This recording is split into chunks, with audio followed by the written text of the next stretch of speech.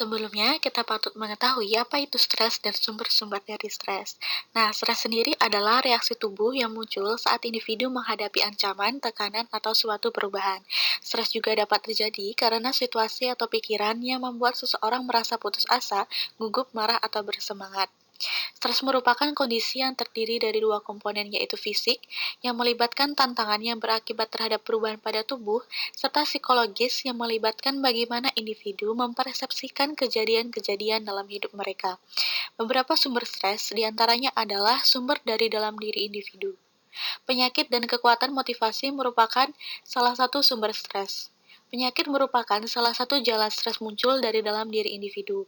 Kemudian ketika suatu konflik muncul, misalnya apabila seorang mahasiswa mengambil dua mata kuliah dan memiliki jadwal yang bentrok, maka dapat menimbulkan konflik yang menyebabkan stres.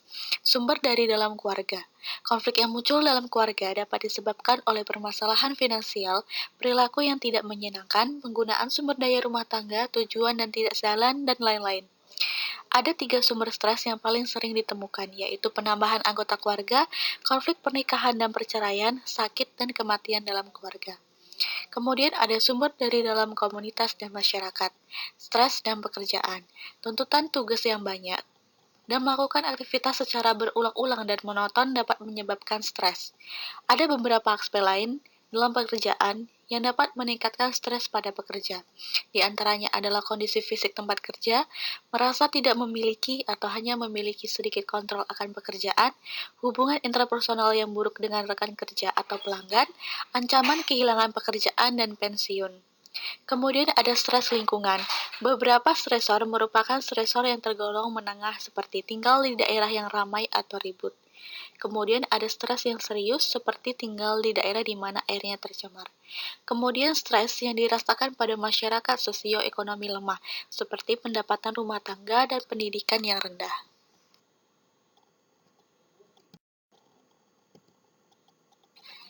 Respon tubuh terhadap stres terbagi 3 tahapan, yaitu yang pertama, alarm atau tanda bahaya, yaitu suatu kondisi yang tidak diinginkan antara kenyataan dan situasi yang diharapkan. Pada tahap ini akan timbul seperti sakit di dada, jantung berdebar-debar, sakit kepala, dan lain-lain. Yang kedua, yaitu resistance atau perlawanan. Perlawanan terjadi saat alarm tidak berakhir atau terus-menerus berlangsung. Pada tahap ini akan timbul penyakit seperti radang sendi, kanker, dan hipertensi. Yang ketiga yaitu exhaustion atau kelelahan. Ketika tubuh sudah menyerah untuk menghadapi serangan yang mengancam, maka pada tahap ini organ-organ tubuh bisa berhenti berfungsi atau bisa mengakibatkan kematian. Pengubah psikososial dari stres. Tidak semua orang yang mengalami stresor yang sama akan mengalami stres. Hal tersebut dipengaruhi oleh pengubah psikososial dari stres, yaitu yang pertama dukungan sosial. Dukungan sosial yaitu berupa perhatian, pengertian, dukungan, atau bantuan yang diberikan seseorang atau sekelompok orang kepada seseorang.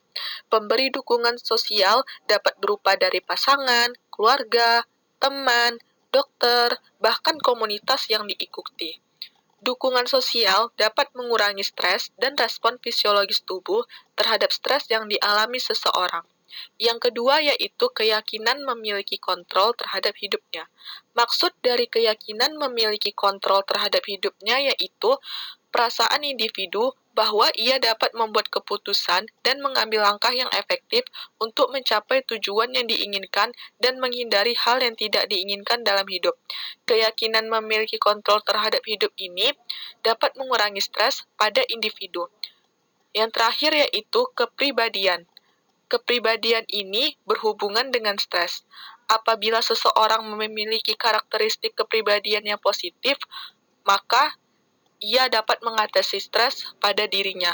Namun, apabila seseorang memiliki karakteristik kepribadian yang negatif, maka ia akan mudah terkena stres pada dirinya. Coping stress. Bisa dikatakan bahwa stres itu adalah bagian dari hidup seseorang. Artinya, selama manusia itu masih hidup, ia pasti akan dapat mengalami stres, apapun itu penyebabnya. Nah, jika demikian, Apabila stres tidak dapat kita hindari, maka agar stres itu tidak dapat berdampak negatif pada kesehatan kita, nah kita harus mampu untuk mengelolanya. Coping stress atau disebut juga dengan pengelolaan stres itu merupakan proses di mana seseorang berusaha mengelola jarak yang dipersepsi antara kebutuhan dan sumber daya yang dimiliki dalam situasi stres. Berdasarkan fungsinya, terdapat dua jenis pengelolaan stres. Yang pertama, emotion focus coping. Ini bertujuan mengontrol respon emosional terhadap situasi stres. Yang kedua, problem focus coping yang bertujuan untuk mengurangi kebutuhan atau mengembangkan sumber daya yang dimiliki untuk mengatasi situasi stres. Nah, apa saja usaha yang dapat kita lakukan untuk mengurangi ataupun menghindari stres? Yang pertama, kita dapat meningkatkan dukungan sosial. Yang kedua, kita dapat meningkatkan keyakinan akan kontrol diri. Yang ketiga, dapat mengelola waktu dengan bijak. Yang keempat, kita harus rutin berolahraga dan nutrisi seimbang. Yang terakhir, bersiap menghadapi situasi stres.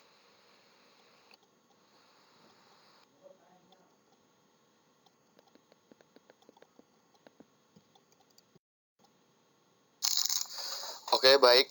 Nah, yang selanjutnya itu ada manajemen stres, merupakan istilah untuk program apapun yang menggunakan teknik perilaku dan kognitif yang didesain untuk mengurangi reaksi psikologis dan fisiologis terhadap stres.